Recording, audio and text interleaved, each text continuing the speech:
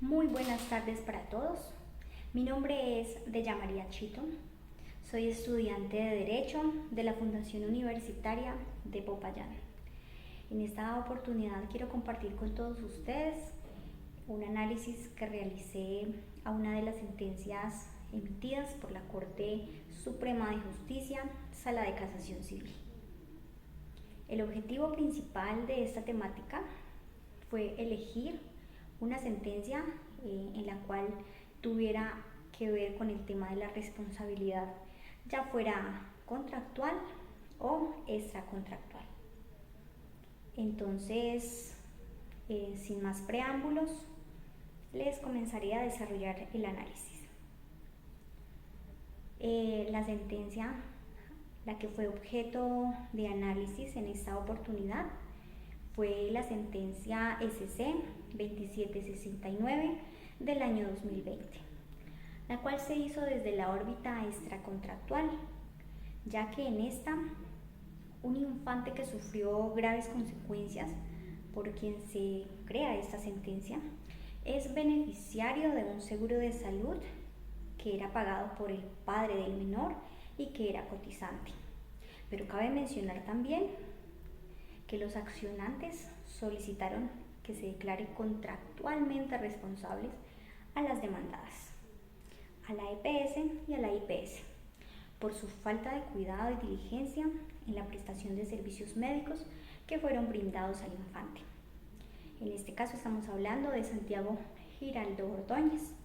En este sentido, la Corte Suprema de Justicia recalca una cosa, y es que el tribunal pasó por alto si ésta se hacía desde una órbita contractual o extracontractual, ya que en su sentir el análisis aquí se centró fue en el tipo de responsabilidad por los daños causados en la praxis médica y las consecuentes implicaciones que eso tiene en las instituciones del sistema de seguridad social y en salud.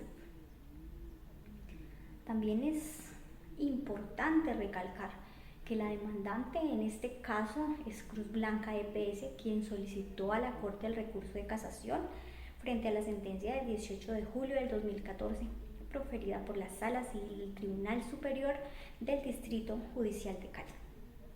El magistrado ponente es el doctor Octavio Augusto Tejero Duque.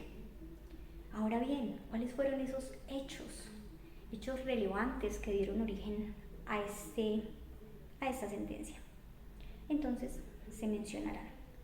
El primero es que el infante Santiago Giraldo nació en Clínica Santillana de Cali el 10 de mayo del 2005 en condiciones normales, a quien se le aplicaron 2 vacunas, una de polio y una de BCG. Pasados 20 días, la madre se percató de que el bebé estaba inquieto, que tenía fiebre.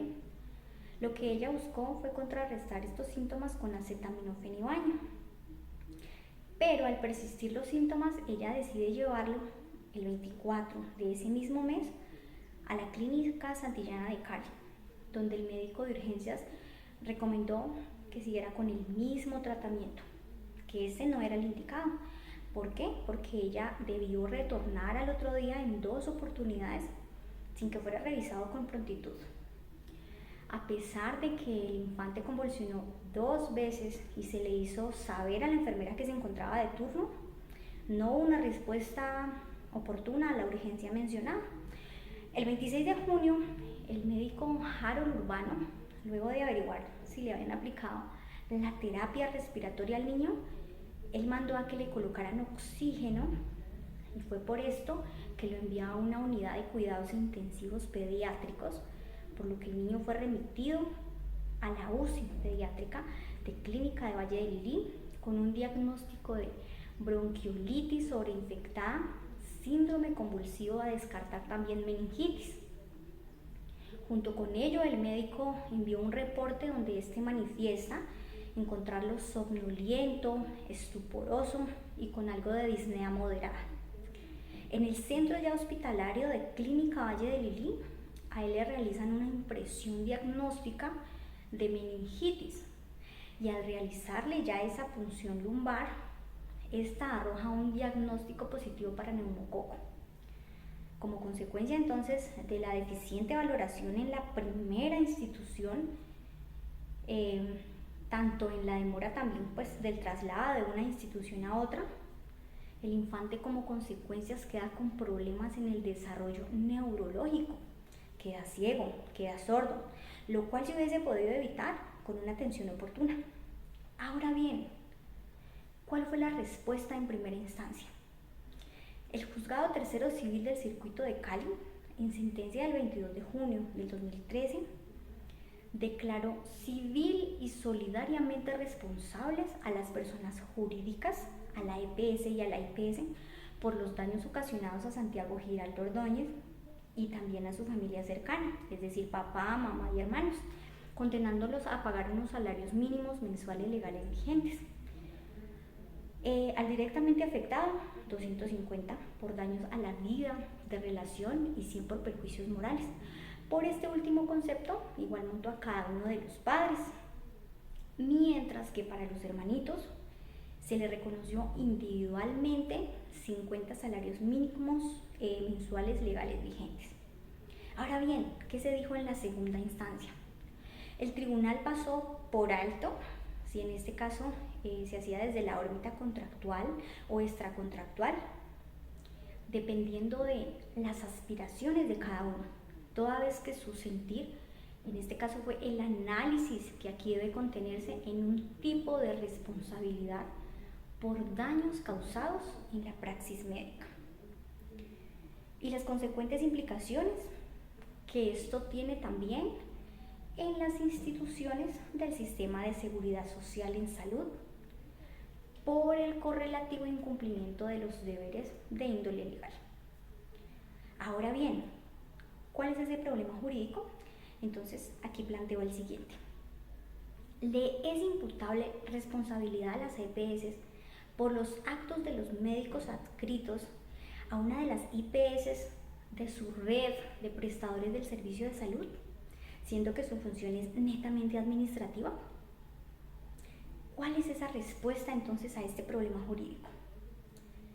Y es la siguiente: sí son responsables la EPS por los actos de los médicos adscritos a una de las IPS de su red prestadora de servicio en salud. ¿Por qué? Porque al entrar en vigencia la Ley 100 del 1993, en sus artículos 177, nos dice que las funciones de las EPS son las de garantizar directa o indirectamente la prestación del plan de salud obligatorio, y que además, por otra parte, también hay una existencia de responsabilidad de las EPS cuando el médico recibe a un afiliado o a un beneficiario, y que éste, pues en virtud también de lo que la ley le aporta, es beneficiado, por lo que la entidad cuestionada, en otras palabras, debe responder por esos actos u omisiones médicas que afectan tanto a la salud de los afiliados como a los beneficiarios.